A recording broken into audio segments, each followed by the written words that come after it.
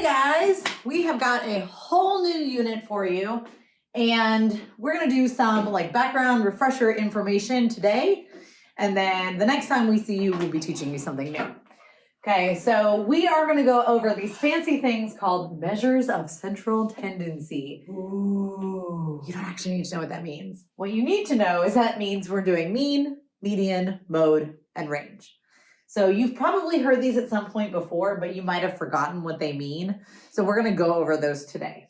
All right, so first one up is mean. And mean is the average of the numbers in a data set. To find the mean or to find the average, you add all of the numbers together and then you divide by how many there are. Okay, and if you don't remember how to do this, let me just show you an example. All right, the example says, Katrina the cat, maybe that's Katrina, I don't know, likes to chase poor innocent mice. The list below shows how many mice she chased each day for a week. Find the mean. So on Sunday, she chased 13 mice. On Monday, she chased 18. But we want to know what the average is. On average, how many mice did she chase each day? So I'm going to show you two ways to do this in your calculator. One is the old school way. This is how we had to do it when I was in school. We take each of those numbers and we add them up and we get some number. And then we divide by how many there are. So there's 1, 2, 3, 4, 5, 6, 7. So we're going to take that answer and we're going to divide it by 7. And that gives us an average, or that gives us the mean. So the mean is 15.4. So on average, she chased about 15 mice per day, okay? But I also want to show you how you can do this in Desmos, and it's super, super easy. If you head over here to the Functions tab, there's actually a button that says mean right on it. Or if you're using your keyboard, you can just type the word mean, okay?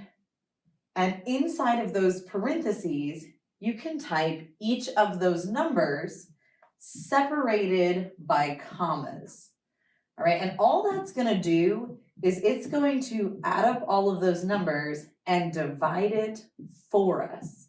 So we only have to do one line of work, and then there's our same answer, 15.4. So our mean is 15.4. Okay, that's how you find it. Not so bad. Let's do one more and then we'll get Ms. Voss to do a couple.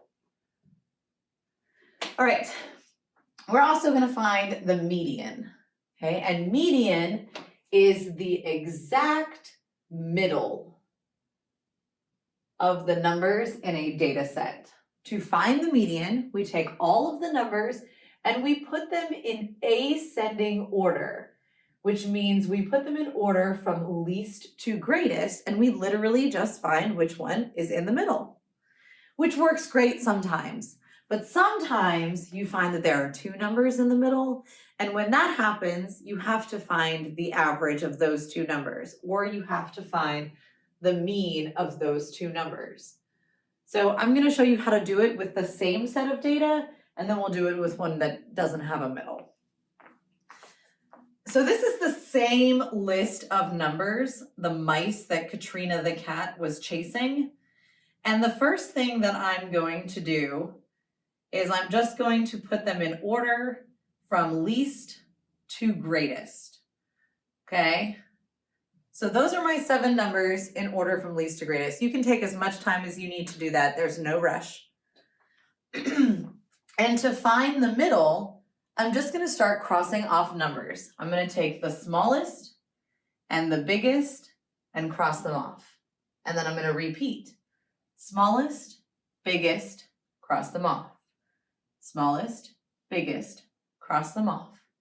And my median is this number right here in the middle. My median is 14. And it's really easy when it works out that nice. And there's no special button for it in the calculator or anything like that, but you don't need one because it's not so bad. But in this case, let's put these ones in order. It's going to be a little bit different. I'm doing the same thing. I'm putting them in order from least to greatest. You do it however works best for you. I just like to keep track of what I'm writing.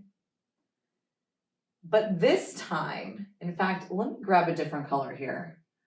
When I start to cross off the least and the greatest, something funky is going to happen. Okay, I'm going to be able to do it a couple of times, but if I do it again, I'm going to have no number left. All right, so there's not one number in the middle. I have two numbers in the middle. So what that means is I need to find the average of those two numbers, or I need to find the mean of those two numbers. Like what's exactly halfway between 13 and 14. And I'm gonna let the calculator do it for me. In fact, we'll use the new trick that we learned. I'm gonna say, hey, calculator, help me out. I need to know what the average of 13 and 14 is, and it'll tell me right there. Okay, you can also just add them by hand and divide by 2. That's fine. But my median is 13.5. And this is going to be super, super important for the box plots that we are going to be learning about next time we have a video. But before we get there, Ms. Voss has got 2 more to tell us about. That was so awesome, Miss Vincent. I forgot all about that. Okay, oh, here's another kitty cat. It could be my grandbaby Chainsaw, the kitty cat. We are going to talk about 2 more measures of central tendency. So mode is the number in a set of data that appears the most. So whichever number in a set of data happens the most times, that is going to be the mode. So we have the mode, or we're going to do an example. Find the mode of the set of numbers below. So let's just look at this. First thing I'm going to do is I'm going to go ahead and put them in ascending order as well, just to make sure you don't miss something. Okay, so we're going to start with 13. And then we have another 13. And then we have a third 13. Then we have a 14. 16 and 18 and a 21. When you put them in order like this, it's very easy to tell what your mode is because you have 3 13s. Wasn't that wonderful, Miss Vincent? That seems not so hard. Not so hard at all. So let's go ahead and try the next one. The next thing is called range. And range is the difference between the largest and the smallest number in a data set. So to find the range, you subtract the smallest number from the largest number. So again, we're going to say, all right, let's find the range of these numbers. First thing you do is put them in ascending order again. So I've got 13 3 times.